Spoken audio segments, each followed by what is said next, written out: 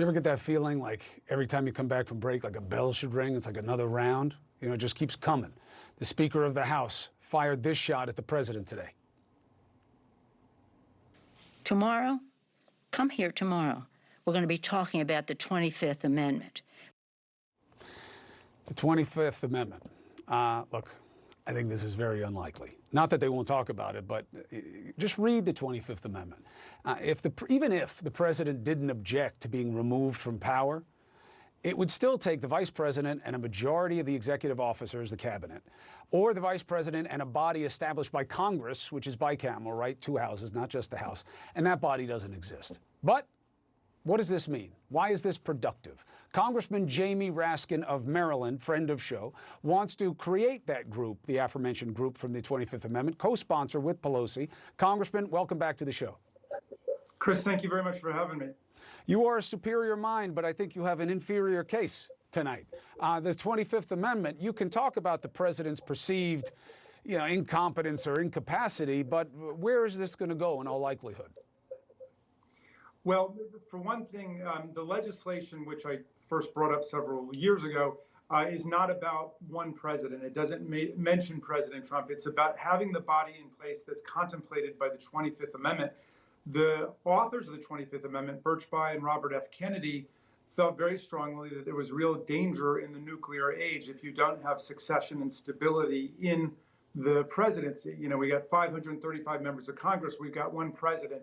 And so COVID-19 is also an age of real danger and uncertainty. And so this is something that we should do for the continuity and stability of office. You're right that nothing happens without the Senate and nothing happens without the vice president. But I hope that we take very seriously our responsibility as Congress to make sure that we've got stability and continuity in the presidency.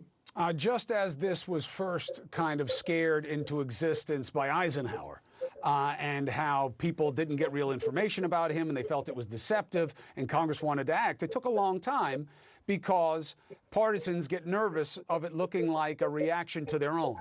Wouldn't that look like this now to the Republicans, that if they were to sign on to this kind of group, it would have Trump's name all over it, even if it's not actually there?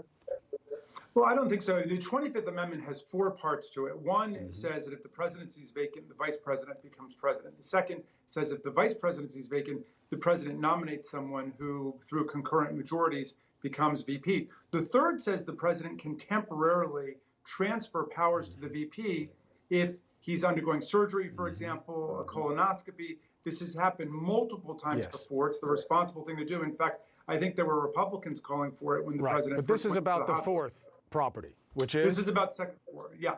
And so Section 4 says that the vice president and a majority of the cabinet, the principal officers in the executive branch, or the vice president and a majority of the body set up by Congress can determine that the president is unable to execute the powers and duties of office. In other words, instead of the president voluntarily saying, I'm going to take a breather for a few weeks or for several hours or whatever it is said that the president has become incapacitated. And so you set up a body that's there in the event of an emergency. So I got you, but let me ask you this. This isn't about the law. Do you think the president is incompetent?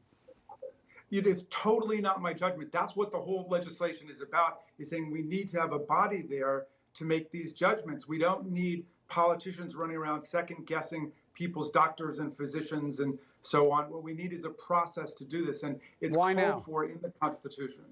Well, because I think it's a haphazard way to go, and everybody thinks it's partisan and so on. We're trying to drain it of the partisanship and say, look, this is a bipartisan, bicameral body set up with medical authorities, no politicians who are in office today, but former executive branch people, former cabinet officials, surgeons general, vice presidents, and they'll meet and they'll say, we've got a problem and we need to transfer the powers to the vice president, because what happens if the president becomes medically incapacitated, and that hasn't been done?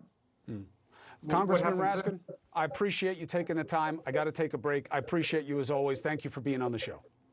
And thanks for having me, Chris. All right. We'll see what happens with that. We'll be right back.